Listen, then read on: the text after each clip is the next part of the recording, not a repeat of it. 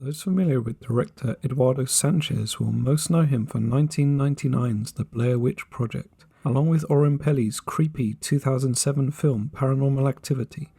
The Blair Witch Project is perhaps most credited with kickstarting the found footage genre. For those of you with an interest in found footage, might I direct you to the first video I released on this channel. In episode 1, I reviewed Incantation, a Taiwanese Netflix entry into the genre. The Blair Witch Project's innovative marketing campaign, done on a shoestring budget, convinced multiple members of the public that child murderer Rustin Parr, the evil Blair Witch, and the events that took place in the dense woods of Maryland really occurred. This clever if slightly cruel way of attracting attention to the film earned the studio that eventually bought it and the two directors a worldwide box office of just shy of $250 million on a budget of just $60,000. The film was a phenomenon, and everyone was talking about it that summer. In contrast to that movie, Altered, a 2006 extraterrestrial horror that takes place deep in the woods, passed mostly unnoticed into the dark night sky, not unlike the creatures that terrify our small cast of pain survivors. The movie begins by putting the viewer right into the thick of the action. Three men get out of a truck late at night, armed with shotguns and a very heavy, powerful harpoon gun. The men are Duke, Otis and Cody, and it is clear something terrible has happened to them, and that whatever did it, they are now hunting. Clearly freaked by strange animalistic noises and flashes of something moving in all directions behind and in front, they almost harpoon each other, such are their jitters. However, not long later, and after some dicey confrontations and a nasty accident with a bear trap, they catch whatever the creature is. It's clear from what little we see of the monster that it is not of this world. Suddenly they are debating what to do as they speed along a local road with the creature tied up in the back, one eye on the night sky after Otis remarks that something not of planet Earth is following them high above.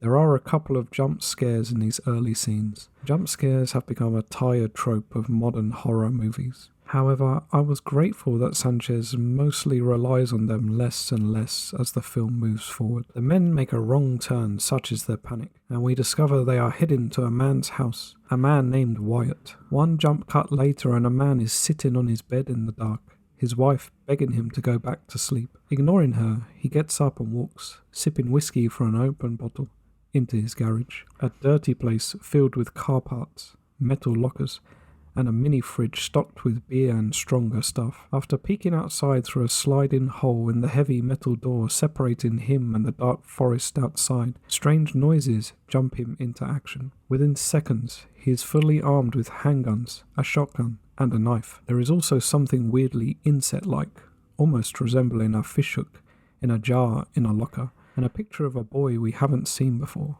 The noises turn out to be the truck with the creature in the back, and the guys who are clearly from Wyatt's past, but perhaps they are not so welcome in the forest that the clearly paranoid and freaked Wyatt has constructed for himself and his wife, Hope. This channel and podcast will refrain from spoilers, as I believe that the twists and turns that litter the horror genre should be enjoyed and relished by all. However, it is clear from this setup that each of the characters hold secrets, clearly of those on the dark side, and that we will be privy to at some point in the movie's runtime. What the monster is, and the terrible things it has done, will be revealed, and I found the gradual uncovering of the truth satisfying and disturbing. Those with a fear of infection and the unknown might be affected by the themes of Altered, and certainly the film plays on the claustrophobia and helplessness of being trapped in one location with help impossibly far away. All of the cast do great work, from Cody and the pain of his past and his broken relationship with his father, to Wyatt, the standout actor, and his paranoia and fear that what came for him long ago might return to enact yet more suffering. One cameo performance by the actor James Gammon as a local sheriff doesn't add much to the movie, and he asks a few nonsensical questions. However, the isolated house added atmosphere and dread. The central location with the chaos of its interior brought to mind Bug, William Friedkin's bizarre science fiction movie. Adam Kaufman, the actor who plays Wyatt, has also appeared in the TV series Taken. That series was produced by Steven Spielberg, whose fascination with space and what might lie years across the galaxy, or perhaps on our own doorstep, is well known. Technically, the movie is well shot, and the dark lighting keeps us guessing at what might be hiding in the shadows.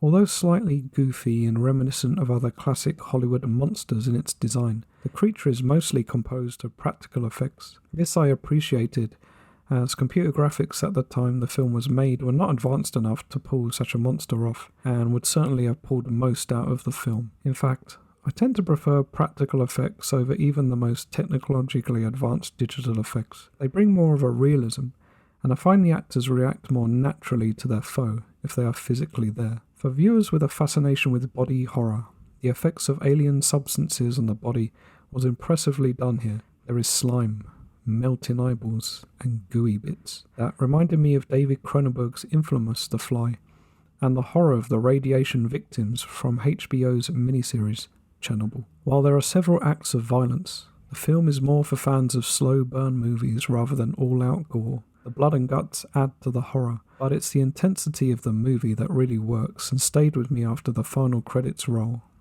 There is no let-up or relief at any time. Once you enter the world Sanchez has created, the suspicion of danger lurking everywhere remains until the end. While the Blair Witch Project haunted my dreams, its final shot burned into my mind far longer than Altered, I found this movie to be better made, better acted, and overall a superior piece of filmmaking. Sanchez certainly polished his craft after that first nightmarish adventure into the woods 23 years ago. Altered certainly didn't have anywhere close to the monetary impact of the Blair Witch Project. In fact, you'd be hard-pressed to find any movie that profitable. Altered actually lost money. Made for a budget of $8 million, it went on to gross only $43,000 worldwide. The movie feels more like one that would build a cult following on DVD, Blu-ray, and on streaming services. For any of my viewers that enjoy a slow-building, atmospheric work of terror, it's certainly worth an evening, preferably with the lights out. Until next time, and if you're new to my channel and enjoy my videos, please consider subscribing, liking, and sharing with your horror-loving companions. If you've seen anything you would like me to review, or just want to talk horror, leave a comment below, or check me out on social media.